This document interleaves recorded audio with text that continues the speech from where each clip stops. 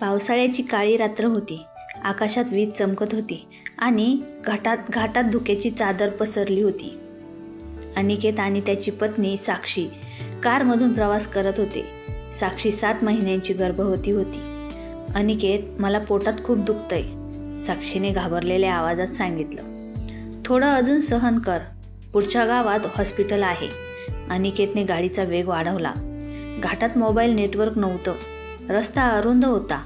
एका बाजूला दरी होती तर दुसऱ्या बाजूला काळं जंगल. तेवढ्यात अचानक कार बंद पडली. अनिकेतने खूप प्रयत्न केला. कार सुरूच होईना. पावसात भिजत तो बाहेर उतरला. बोनेट उघडलं पण काहीच समजत नव्हतं. आणि तेव्हाच रस्त्याच्या कडेला उभी असलेली एक बाई दिसली. पांढरी साडी, केस पूर्ण ओले, पोट खूप मोठं. तीही गर्भवतीच वाटत होती. मदत हवी आहे का, तिने एकदम शांत आवाजात त्यांना विचारलं. साक्षी घाबरून म्हणाली, अनिकेत, मला ही बाई बघून बरं वाटत नाही, पण परिस्थितीच तशी होती.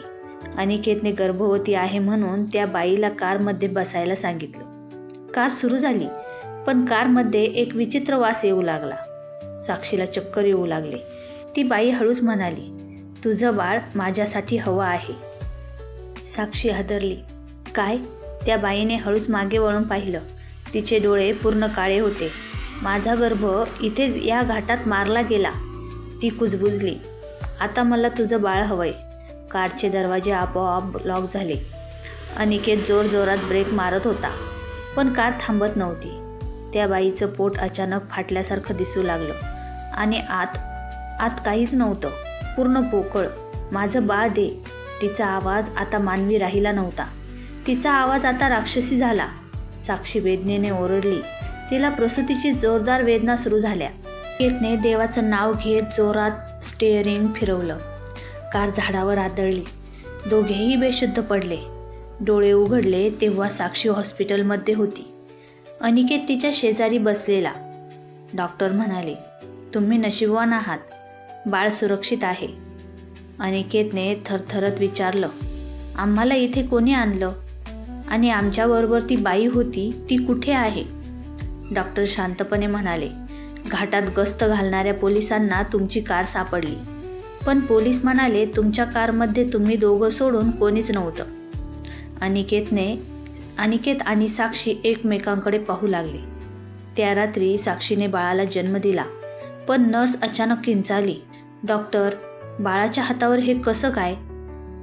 बाळाच्या हातावर लाल रंगात कोरलेलं होतं. माझं बाळ परत मिळालं. आणि हॉस्पिटलच्या खिडकीबाहेर पावसात तीच पांढऱ्या साडीतील गर्भवती बाई हसत उभी होती.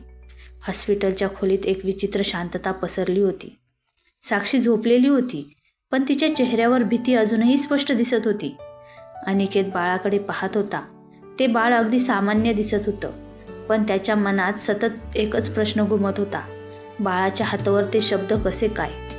तेवढ्यात लाईट अचानक फ्लिकर झाला. Of on. नर्स घाईने बाहेर पळाली. डॉक्टर ICU मधल्या CCTV मध्ये काहीतरी विचित्र दिसते. अनिकेतही नर्सच्या मागे गेला. CCTV फुटेज स्क्रीनवर दिसलं. रात्री 2:15 वाजता साक्षीच्या खोलीत एक सावली हळूहळू आत येताना. ती सावली गर्भवती बाईचीच होती. तिचे पाय जमिनीला लागतच नव्हते. ती थेट बाळाजवळ गेली आणि तिने बाळाच्या कपाळावर हात ठेवला. त्या क्षणी बाळ रडणं थांबलं. डॉक्टर घाबरले. हे फुटेज कुणाच्या लक्षात आलं कसं नाही? तेवढ्यात साक्षी किंचाळली, माझं बाळ कुठे आहे? बाळाचा पाळणा रिकामा होता. संपूर्ण हॉस्पिटलमध्ये शोध सुरू झाला.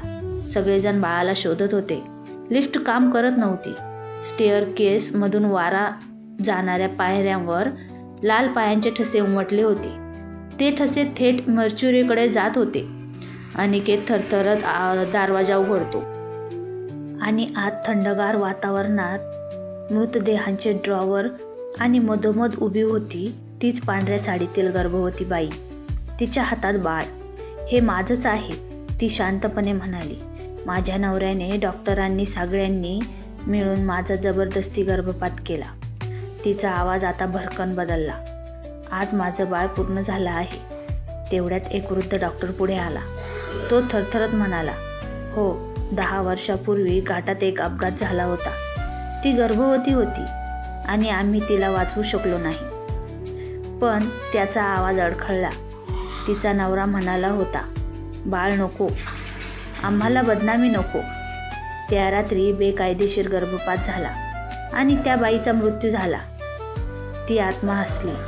आज पण साक्षीचं बाळ रात्री 2:15ला नेमकं त्यावेळेस एकटक छताकडे पाहून हसू लागायचं आणि साक्षीच्या कानात हळू आवाज येईल, माझं बाळ, माझं बाळ. मित्रांनो, ही होती एका आईची कहाणी जिच्यापासून तिच्या नवऱ्याने तिचं बाळ हिरावून घेतलं. स्टोरी कशी वाटली कमेंटमध्ये नक्की कळवा.